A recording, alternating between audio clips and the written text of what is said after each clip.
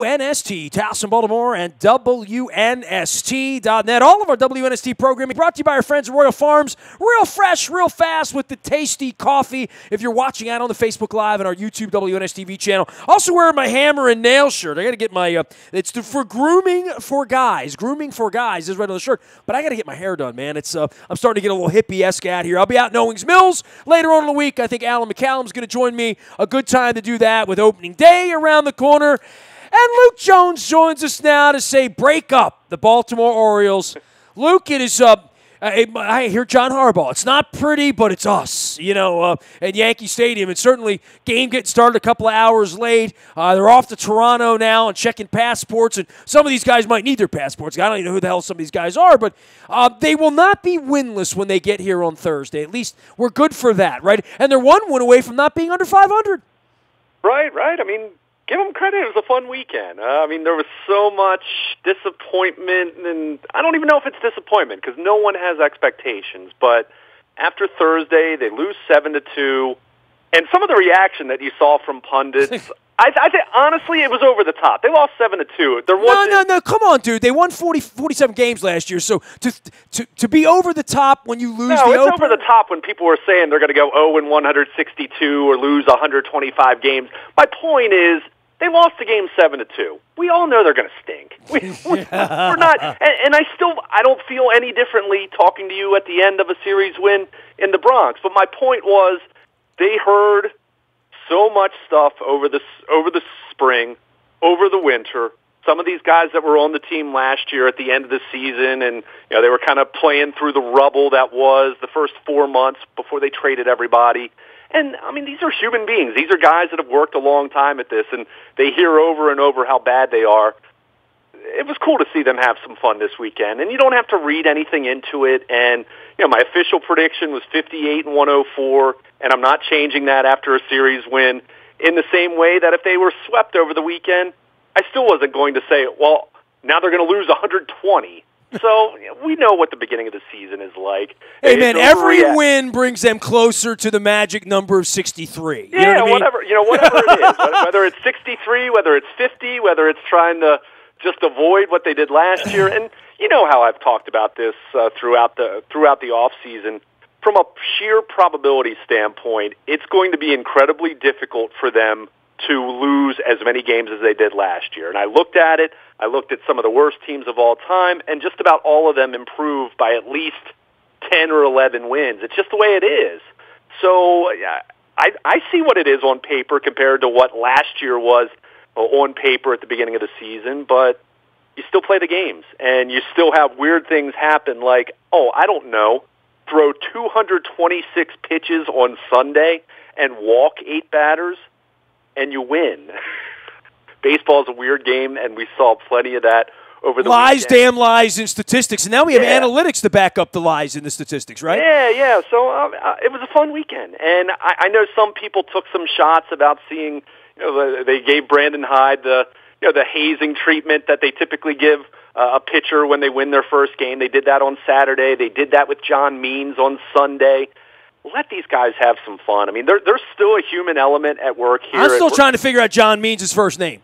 Yeah, well, I'll say this. I don't know how much of his outing, because I think people were flipping back and forth between Michigan State Duke and what the Orioles were doing after a 3-hour rain delay, but he's got a heck of a changeup. And you look at what he did on Sunday against that lineup, he had 17 swinging strikes and 12 on the changeup.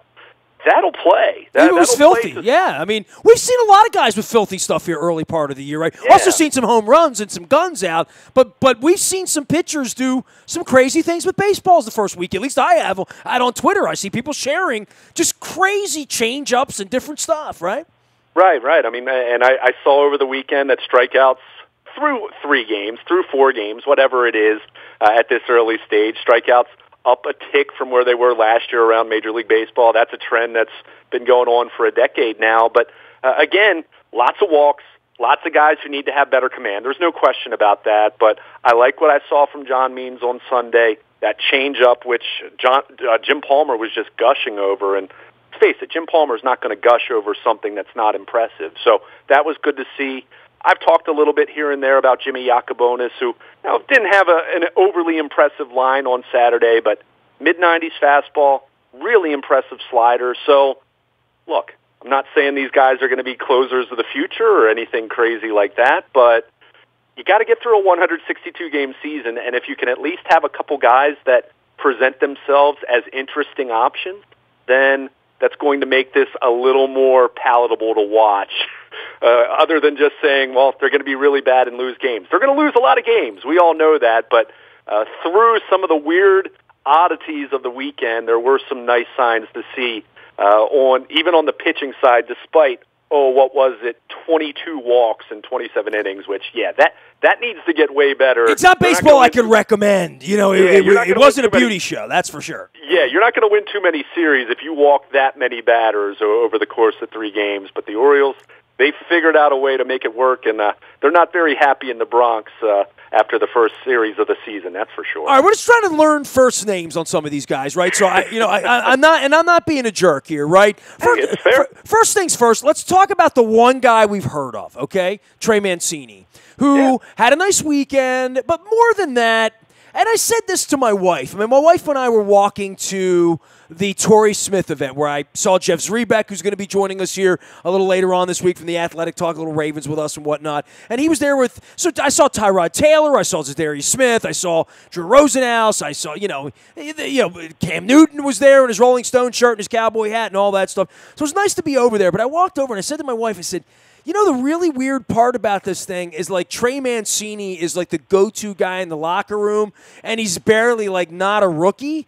And I said, he seems like such a likable bloke. You know what I mean? If there's somebody I would wrap my flag around, that if I were going to say, well, they were ever going to give me a press pass back, I would walk up to him and want to talk to him a little bit. He seems like an interesting fellow. I don't know that he's ever going to win games here. I don't know if he's going to stick it out or whatnot. But he might be a Major League Baseball player. He might be a guy that they might want to think about giving some money to at some point during these sort of salad days. Yeah, I think that's a fair comment to make. I mean, to give you a really rough example of what I could see playing out for him, and to your point, he has 2 full Major League seasons under his belt, and he's the veteran. Beyond Chris Davis, which we know what that scenario is, and Mark Trumbo's only under contract through this year, and Jonathan Villar might be around until they trade him, whether it's this deadline or next offseason, whatever. But Trey Mancini, he just turned 27. He's had success in the majors. And I'll give you a comparison, a comp here that's real rough. Not that they're the same exact player. But, I could see him being a Nick Markakis type who hangs around and never becomes a star, but is just a solid major league player. And maybe the Orioles value some of the intangibles, the production that he does bring. And maybe he does hang around, and in 2022, let's say. Dude, in an era where there's no buck anymore before and after games, right? And we'll see what Brandon Hyde, and Hyde seems like a likable guy as well, quite frankly. But a different kind of thing when he stands up there and talks than Buck Showalter, who was in Seinfeld 30 years ago, right? So, I think there's a different level of, we know Brandon Hyde's a nice guy. I don't know what kind of manager he is, what kind of baseball guy he is. I know he graduated through these programs with Joe Madden and stuff, so I do want to listen to him, but he's not going to be giving these sage old stories. There's nobody around for that, so the least they can do is have a player I like, right? I mean, I think I like Trey Mancini. I think when he comes up, I kind of want to root for him. I kind of feel sorry for a lot of these guys, quite frankly, to be in this circumstance. But then I look up and I see other guys they're in the big leagues, and they wouldn't be in the big leagues in any other way. I think this team's got 12 guys that wouldn't be on a big league roster anywhere but here. Yeah, I'm not going to argue with that. Maybe there's a couple guys who'd be those fringe waiver claim types that spend a week and a half with the club if they've had a couple injuries, but and I even wrote this at WNST.net with my 12 Orioles thoughts from the last 2 games of the series. I did one after opening day as well, which wasn't nearly as positive, but I think you look at someone like Dwight Smith Jr., for example. Mancini was 3rd in Rookie of the Year voting 2 years ago. Mancini was on the radar a little bit. Dwight Smith Jr. was acquired 3 weeks ago from the Blue Jays for international signing bonus slots. This guy is a little bit older. He's had a cup of coffee in the big leagues. He's had some decent numbers in the minors, but nothing that really jumps out at you. And he's a guy that right now, because the Orioles value getting some more seasoning for the likes of Yusniel Diaz and Austin Hayes and DJ Stewart even, he's in the big leagues right now, and Smith has a chance to take advantage of that. And he did over the weekend, had himself a couple nice ball games, and is hitting a cool 455 after 3 games. So he's the perfect example of someone who gets an opportunity here that isn't going to be there with, if not all 29 other teams, probably 27, 28. He might get a chance 1 or 2 other places, and he has a chance to carve out a little role for himself and to make himself into a guy who hangs around in the major leagues and maybe carves out a role as a role player. And let's face it, I mean, the Orioles, even 4 or 5 years ago when they were contending, they provided some opportunities. I mean, look at a guy like Miguel Gonzalez. Look at some of the everyday players that hung around. I mean, well, but how about Brad Brock and exactly. all the bullpen guys, literally. Right. So of most of these names, yeah, we're going to look back at them in the same way that we look at the 1988 Orioles. But can you find 1 or 2 guys that maybe hang around? Maybe it's someone that you flip in a year or two. But Dwight Smith Jr. had a nice weekend, and I'm not predicting big things from him or anything silly, but he's the perfect example of what this roster is right now, which is plenty of fringe major leaguers and quad A types. Not really too many prospects at this point. We know that they're going to come at some point later this season, and hopefully many more coming over the next 2 to 3 years. But in the meantime, you have a bunch of cast-offs, never was, has-been types that are trying to hang around. Dude, you sound like Bob Uecker in Major League. Has been. Yeah, I mean, never was is the California Penal League, darn. I mean, that's where we are. And, we're laughing about it now. They've been okay this weekend. It is, it is a little bit take the whiskey and put it on as cologne and let's go lace them up and see what happens because they're on every night. I mean, I'm back to the comedy of Rick Dempsey and Tom Davis and, Jim Palmer blurting her out, that throw was horrible. That's what you do when you're 70. I mean, Jim's like an old man yelling, get off my lawn now. It's beautiful, Yeah, I mean, I definitely heard him say that about Michael Givens on what could have been a double play. Well, that was horrible. Well, sure. And while we're on the subject, I'm going to give you the first second guessing of Brandon Hyde. Oh, here we go. All right. And look, great weekend. Happy for him getting his first couple Major League wins. And I like what I've seen so far. And I like some of the break from convention. I like how they used, even though it really didn't turn out as a true opener with Nate Carnes on Saturday, because he ended up going the whole way through the order once. That turned into more of a traditional bullpen game, more so than how openers are deployed. But I like the break from convention there. So much of it's out of necessity because there's not a lot of talent on this roster. But leaving Michael Givens in to throw 49 pitches on Sunday after he threw 16 the previous day, and 49, that was a career high.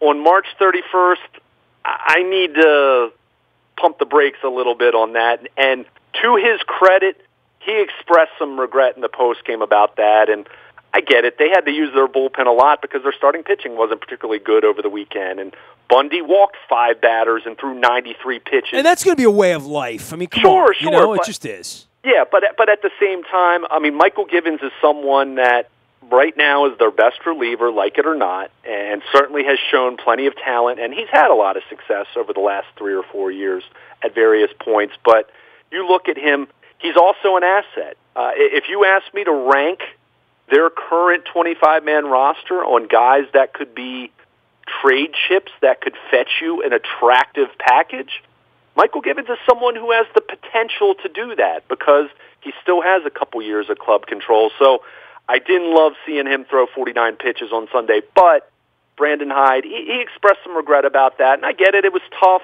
He's trying to get to the 9th inning. They had bases loaded, nobody out, and they didn't score in the top of the 9th. I think that was clearly something he would the game was skating on them all afternoon. I mean, there were 4,000 people there, and they got a big lead, and then they blew the lead.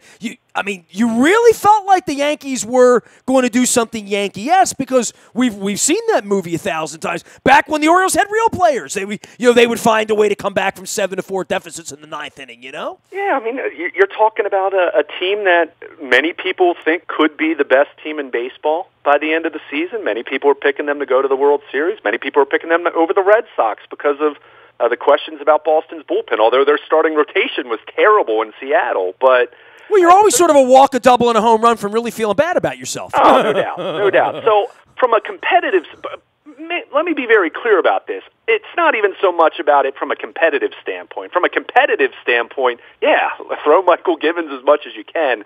But from a long view health standpoint, I don't love the idea of him throwing 65 pitches on back-to-back days in late March.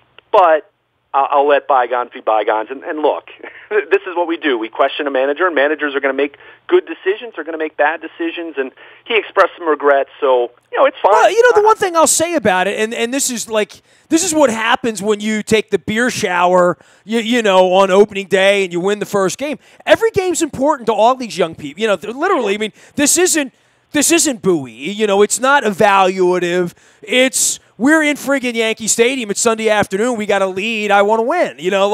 And I guess that's part of all of it that goes into it. I did say to my wife when he threw the ball into center field and Palmer beat on him, and I tweeted, and, at the same time, I'm trying to watch Duke lose, too. I mean, we're all trying to watch Duke lose, right? Sure. So I said to Jen, I'm like, lose all you want with Yacobonis and whatever the hell these guys are. But Michael Givens can't be the guy that blows the 3-run lead at Yankee Stadium because he's the best. He's the one they're all going to be looking up to. He's got to be the guy that can't, no matter what, blow the 3-run lead. Because everybody else in there is probably an arsonist. And probably a bedwetter, and they couldn't find the strikes. I mean, all that's going on. There's 5,200 people in Yankee Stadium heckling at 7 o'clock at night. You're pissing away a 3-run lead.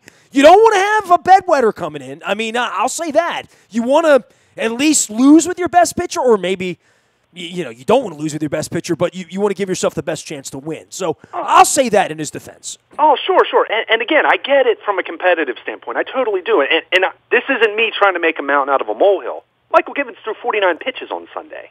49 pitches. That was a career high, and he'd pitched on Saturday and threw 16 there. And Buck would have never gone for that. This is where we start talking about what would Buck do. That would have never happened around here before. Probably Elias and Mydell would say, dude, what are we doing here, right? Right. But to the point that you just made, and I think it's an interesting one, and this is why, look, are the Orioles tanking this year? Yeah. I mean, if you want to call it that, sure. But they also were kind of sort of trying to win last year, and they lost 115 games. So we really start getting into semantics here. We know they're not putting their best foot forward trying to field the most competitive roster this year. We get that. There's nothing they could have done to make themselves a 90-win team this year, even if they went out and tried to sign Manny Machado. They lost with Manny Machado last year. But my point is, and it really ties in with what you just said, Mike Elias and Sig Mydell and even Brandon Hyde and his coaching staff can talk about the big picture, put so much focus on the big picture, maneuver the roster, manipulate the roster as much as they want to. But to your point, when you get between the lines, when you have your starting nine, you fill out your lineup, and they take the field, and whoever's pitching on a given day, whether the starter or any number of relievers that are going to follow, those guys are playing to win. I mean, you can say all you want about the big picture and what Mike Elias is thinking about as far as what's happening this year, next year, and beyond, but Jonathan Villar is trying to win. Trey Mancini's trying to win. Ronaldo Nunez and Rio Ruiz are trying to win. And with baseball being the game that it is and how weird it is and how there's so much variance from day to day because of just the way it's structured. I won Twitter, by the way, Sunday night. Duke lost. The Orioles are beating the Yankees again. Joey Rickard's hitting bombs. And Chris Davis is standing on an actual base. Yeah, there you go. He got on base. I mean, yeah, well, I don't know what becomes of that? The other thing here is lots of disappointed fans out there with Duke and the Yankees losing, right? I mean, that's kind of the same fan base, right? Man, the cherry blossoms are out. I mean, all good things are possible. Nobody's played any April Fool's jokes on me. Luke Jones is here. He is Baltimore Luke, and Luke at WNST.net. We will, yes, be talking about the Orioles on a daily basis around here. Not all day. I'm going to be, pretty blunt about that, but there's plenty of baseball ahead. I'm talking to Maury Brown this week, putting baseball people on. Barry Bloom's going to be on with us before the week is over. We got the Yankees coming in, Pete Caldera, Eric Boland, a couple of guys that cover the Yankees on a consistent basis are going to be here. So we're going to have plenty of baseball. It's always football time around here, and it's a little strange with opening day ahead here where expectations are. But this is the opening day where drinking will be in full force and sort of figuring out who's wearing what uniform number. I mean, it's not only guys' first names, it's what number they're wearing, whether they're white or black or Hispanic, whether they're right-handed or left-handed, whether they're fast or slow. I don't have scouting reports on it. I mean, literally, it's, you sort of tune it in like watching a new band in a club or something, Like, hey, do I like this song or do I not?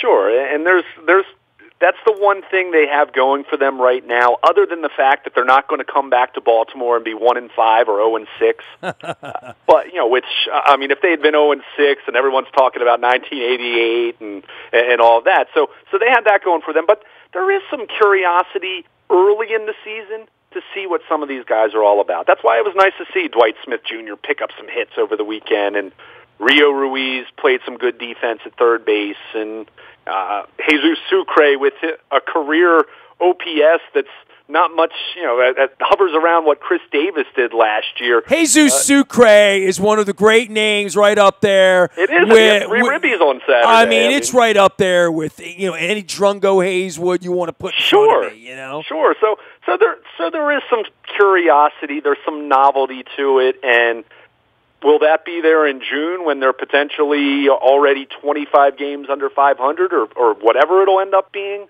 Yeah, I'm guessing by then people are probably going to get tired of seeing some of these guys. But for right now, I wanted to bring Nestor Cortez back. I'm not going to lie to you. I mean, I just because I don't know where Nestor is at this point, or it says Yankees organization. Yeah, they had to offer him back to the Yankees. I assume he's still with their organization, but hey, I mean, for right now, you ride the wave. Dude, he pitched to a sub-2 in the Dominican League, man. Come on, bring him back, man. But with some of these guys, I mean, they're young pitched players. The lights out in Trenton for 3 innings last year. You are the card-carrying member of the fan club for Nestor Cortez. He had a 403 in Scranton, Wilkesboro. It's a tough league up there. No doubt. That's a tough park they got up there, But with some of these young guys, hey, these are guys that have never been in the big leagues before. They've had a cup of coffee elsewhere. Many of these guys will never be in the big leagues again. Let's call a spade a spade. They're going to run through a lot of guys through this 25-man roster over the next few years who probably a good portion of them will never see the majors again. Are you saying some of these guys are going to go down the path of an Oswaldo Peraza? Probably. But in the meantime, I think early in the season, especially, hey, you beat the Yankees 2 out of 3. Why not? To borrow a phrase from yesteryear.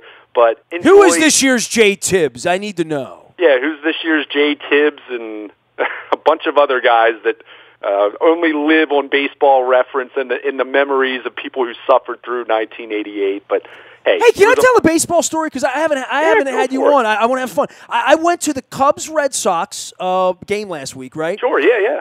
Did I tell you what happened in the outfield? You did not. Oh, okay. So you're going to like this. So we went to the game, and a gentleman gave my wife a free ticket. We never did put his picture up. I feel like I feel like I post enough on social media. Sometimes I want to leave it alone. But it's a very nice man. Gave my wife a ticket. I bought another ticket for $20. So we got in. It was $5 to park. Beer was $10. My wife had a hot dog. We had a nice time. We wound up getting a lot of great Korean food. And we left the ballpark in the 6th inning because we stayed for 6 innings. It was nice. It was lovely. We got a little tan. Beer was cold. Lots of Cubs fans. Lots of Red Sox fans. Pretty girls. It was great. So we circled the ballpark twice. Do you remember my Steve Rainbow Trout story from 2 years ago? Right, I saw him Well, there's an autograph group led by Ferguson Jenkins out of Toronto. I met the guy. It's an autograph thing, right? Mm-hmm. So they have like this shed out in center field that's part of Sloan Park, and there's always somebody signing there, right? Well, the day I was there, let me tell you about the lineup. You ready for this? First off, my wife's there. It's Cubs, Red Sox. It's kind of like they shipped in the A team, okay? Andre Dawson is in position 1. In position 2 is Bill Spaceman Lee, who gave me his home phone number and is going to be a regular visitor here. The Spaceman and I hit it off, Luke. I know you're shocked by that, right? I mean, we're talking I was going to say, that would explain a lot, right? The Spaceman and I mean, my wife didn't know who he was. And 15 minutes, I'm talking to Bill Lee. And I'm like, you don't know who that was, right? I said, Bill, I had a baseball. And you held the baseball, the 73 Red Sox baseball that you held had his autograph on it, right? So next to Bill the Spaceman Lee is Bob Dernier. Okay. And next to him is Bill Buckner. And next to him is Willie Wilson, one of my favorite players, right? So all of these guys are there. And, so I'm in a – and then there's Lee Smith, and he was awake. And I talked to Lee Smith, and then I caught him out buying a hot dog and walking back. Lee Smith, who always liked to eat, and I covered his team. So Lee Smith was there, Hawk was there. I mean, it was cool, man. It was like I was all geeked out, like as a baseball fan. It was neat.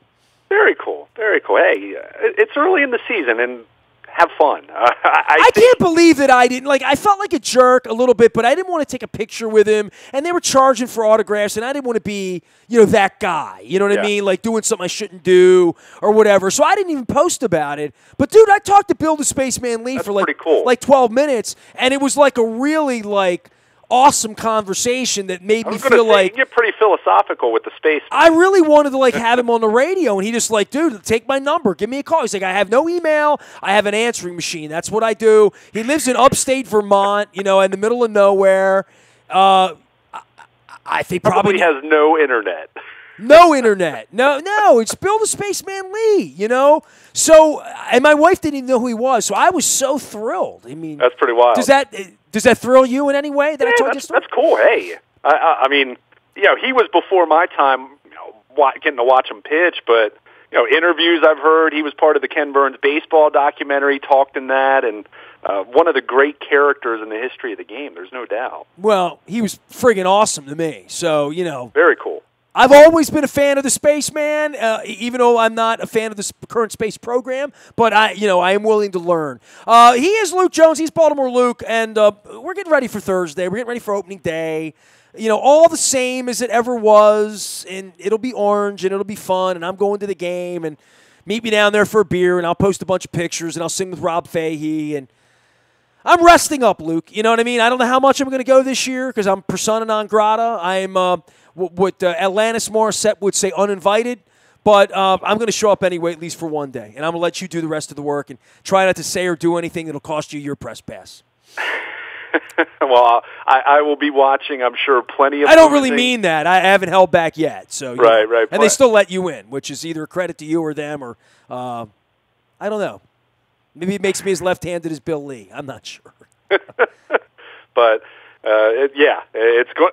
We know it's going to be a long season, but hey, it's baseball. I still love baseball. I love covering baseball, and with the new regime in place, and yes, it's going to take some time, but I like what they did from that standpoint, and you have to focus how you're paying attention, and I don't expect people to willingly, enthusiastically go out there and spend a bunch of money to watch really bad baseball, but there are interesting things to glean if you know how to watch and look at the numbers a certain way, and whether it's an opener, whether it's pitchers throwing different sequences, different pitch types, whatever it might be, or whether it's Michael Givens throwing 50 pitches when he shouldn't be. Yeah.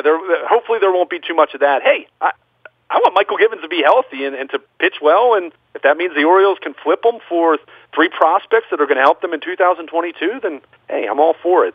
But, there's going to be a lot of losing. We get that. But when they have the fun times like they had this weekend, as weird as it was at Yankee Stadium, I think it's cool to see young players and certainly fans to when you get those highs, enjoy them, and I think the Orioles certainly did this weekend. Do you know that Bill the Spaceman Lee once ran as a Rhinoceros Party presidential candidate in 1988? What?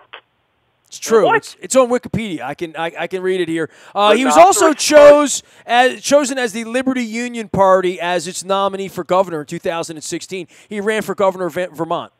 Huh. His campaign slogan was "So far left, we're right."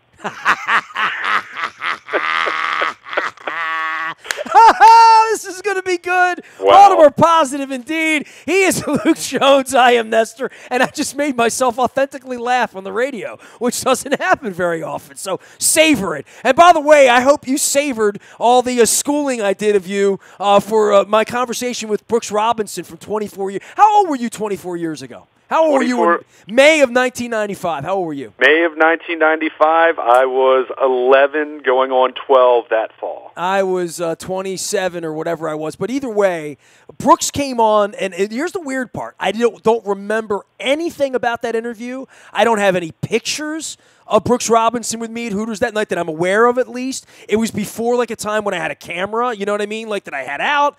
And it was at a time in my life I didn't take a lot of pictures, quite frankly. So I didn't remember it, and I found the tape of it, and I listened to it, and I barely remember the conversation. But there is a part in it, Luke, at the 21-minute part, where Brooks Robinson says to me, it's 1995, so I was 26 years old, right? I'd been on the radio 2-3 years.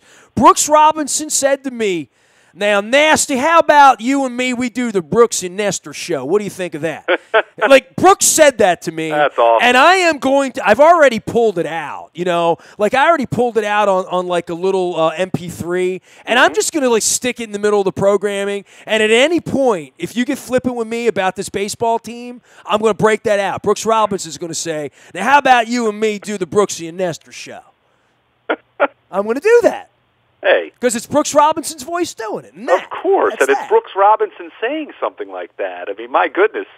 I found some cool stuff, dude. I found the day where Tim Kirchin, Keith Mills, and Gary Williams were all doing radio with me at the same time. And when Keith Mills and Gary got up and left, John Ogden sat down, and Mike Broach was like 9 years old and sits down next to John Ogden, and I'm beating Broach up. Like he was like, I whipped him around a little bit. You know, I'm like, this kid here, let him sit in. And little Mike Broach sounded like Scrappy Doo.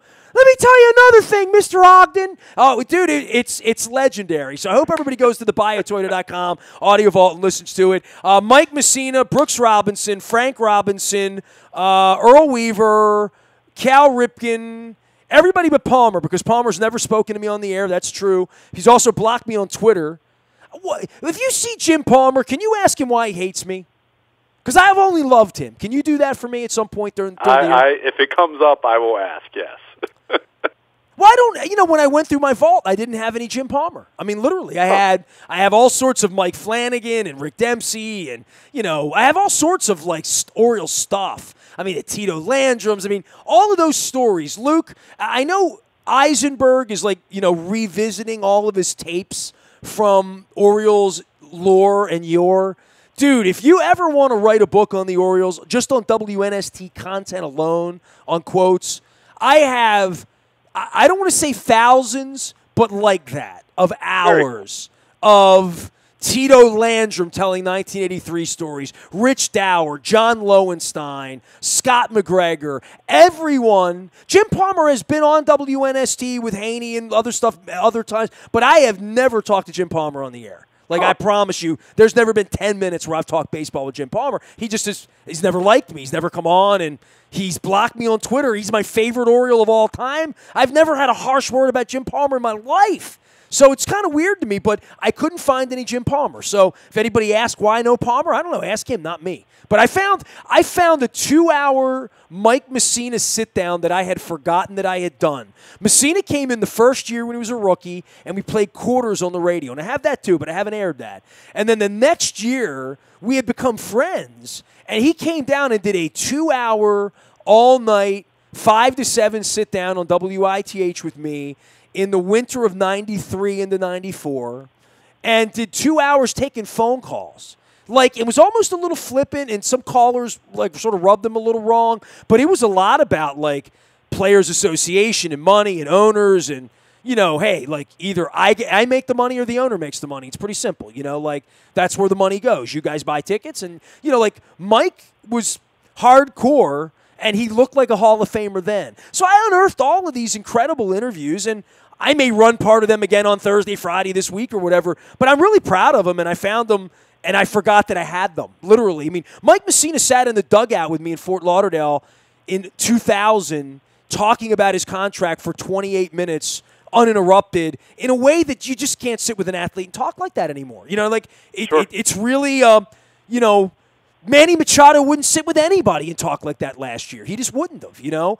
And, right. And this Guys is are so guarded now, right? Yeah, I mean, it's really a neat thing that I have these archives, and I want to share them during a week when, quite frankly, we all still care about baseball, Luke, because that may wane, as you're aware of, right?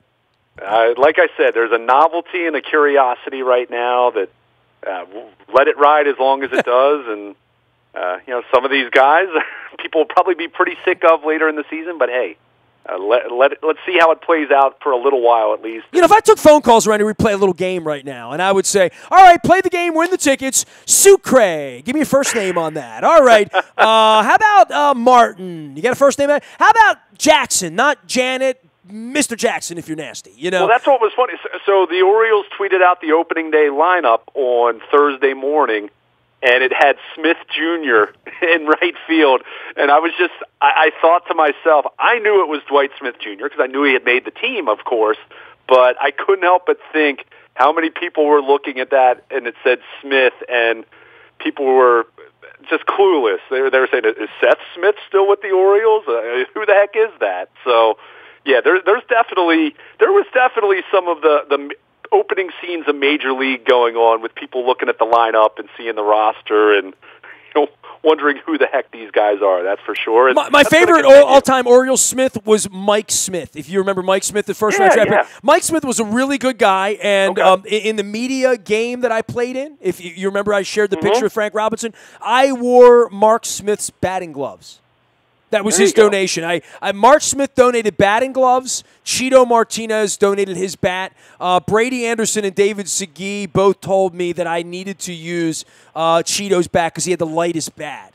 And Mark Smith, I think Mark Smith had some hits that week, and like the gloves were lucky, so he gave me, and he had like hands like fit. So I wore his gloves that day when I singled off Schmuck.